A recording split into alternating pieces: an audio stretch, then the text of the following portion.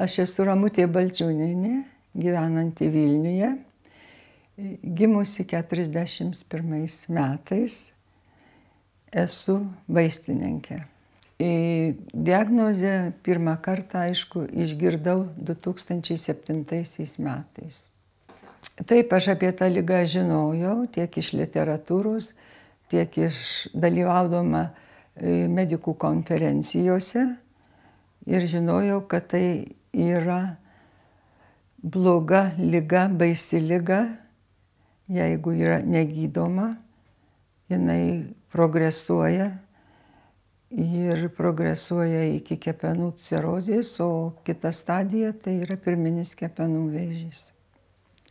Ir žinojau apie tai, kad gydymas yra labai, labai sunkus, reikalaujantis tiesiog pasiryžimo didelio ir taip pat, kad artimieji tą suprastų. Ne visi gali, artimieji irgi išgyvena, savotiškai išgyvena artimieji, šeimos nariai.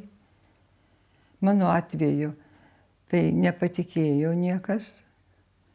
Mano atveju, kadangi šeimoje yra medikų ir sakė, pasitikrink dar kartą, padaryk analizą ir nusiraminkit mamą. Aš tiesiog viską atgaminau, viską parėjau namo, susikaupiau. Aišku, buvo ir ašarų, bet aš stengiausi galvot, o kodėl taip ir iš kur tas gali būti. Ir prisiminiau, kad man buvo lašinta 3 Kauno klinikiniai ligoniniai, Kauno gatvėje klinikiniai ligoniniai, plazma buvo lašinta. Tada buvo mano diagnozė 12-pirštė žarnos opaligė ir aš gulėjau ligoniniai ir man lašino plazmą. Tai buvo prieš 36 metus. Prieš 36 metus. Ir aš nieko absoliučiai, kad įtarčiau, kad kažkas tai, nebuvo jokių simptomų nebuvo. Vienintelį, ką aš dabar, kai žinau, pasiskaičiau, kokie gali būti simptomai, tai buvo lyg tai kūno niežėjimas, lyg tai. Bet galvoju, ne tą suvalgiau, arba alergenai kokie. Čia draugai pasiskambinu, sako, žinai, oi, man irgi kartais labai niežti. Tokie abstraktaus nieko, konkretaus nieko aš tikrai neįtariau, nes nebuvo nei kartumo burnoj, nei, tik kažkokia, truputėlį gal pavargus būdavau, greičiau pavargus būdavau negu anksčiau, bet pagalvodavau metai. Man tada buvo 67 metai. Bet aš esu judri, aš esu nesėdinti namuose žmogus ir nežinau, ką reiškia atsisėsti, sėdėti arba ten į vieną tašką žiūrėti. Ir ką aš pradėjau gyventi su ta liga, žiūrėjau, kaip ją pradėti gydytis. Ir kada aš pasirašiau aš gydytojui, kad aš atidedu, nes man per sunku, po mamos mirties buvo beveik mėnesis, per sunku tai man bus ir aš taip nemigu, ir labai daug pašalinių reiškinių, ypatingai nuo interferono, ypatingai. Ir kad man tai labai bus sunku bent šiuo momentu išgyventi. O toliau analizai gerėjo, jie perpus viskas sumažėjo, viskas atsistatė į normą ir aš vėl pirmyn. Analizai nepaprastai pagerėjo ir aš nieko nejaučiau beveik iki šių metų balandžio mėnesio aš nieko nejaučiau. Dabar pradėjau jausti maudimą po dešiniu šonkauliu. Toks maudimas, juosimas, ypatingai jeigu daugiau suvalgau, ne tai ką valgai, bet jeigu daugiau suvalgai, tai būna toksai juosiantis jausmas. Ir jaučiu, kad aš nejaučiau to dešinio šono, man kartais sunku ir atsiguldėšim ant dešinio šono, bet aš save pratinu, kad tuoj praeis, kvėpavimo pratimus padarau, pamedituoju ir atrodo viskas gerai, kai sako, ligą padėk šalia, eik miegot, bet yra taip, kaip yra. Prognozės gydytoja docentė Jančiurienė jinai sakė, kad reikia gydytis, nors tas metodas sunkus, gal bus nauji vaistai, ne tokie kaip interferonas, jis iš tikrųjų ne visi jį gerai toleruoja, labai pašalinių reiškinių. Duok Dieve, kad tie vaistai greičiau atsirastų ir ligoniam palengvėtų gyvenimas. O prognozijas tokios, kaip pakartojau, hepatitas C, kepenų cirozė, kepenų vėžys pirminis. Ta gydytojai dabar niekada neslepia, visada paaiškina.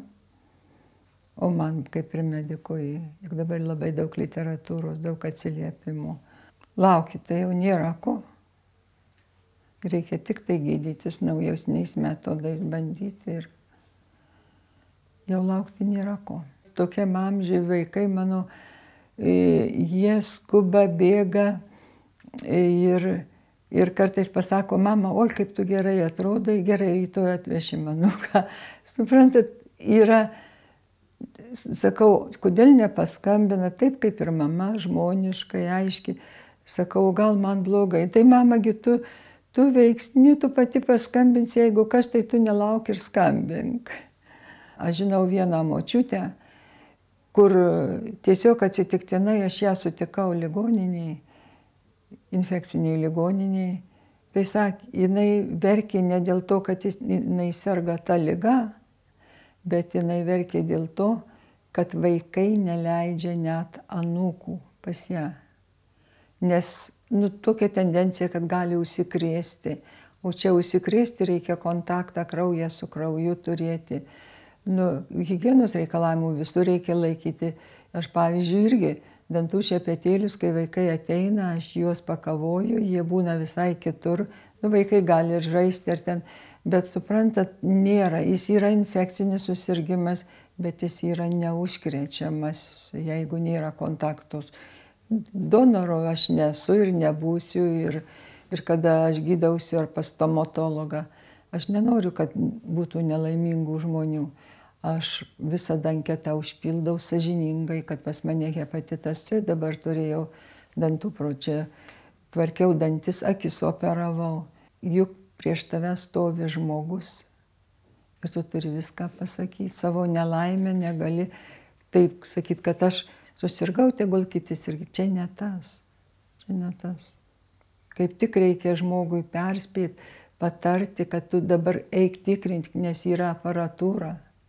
Pas mane visi analizai iki 7 metų, kepenys be patologijos nepadidėja, kasa normos, viskas juoda ant balto surašyta.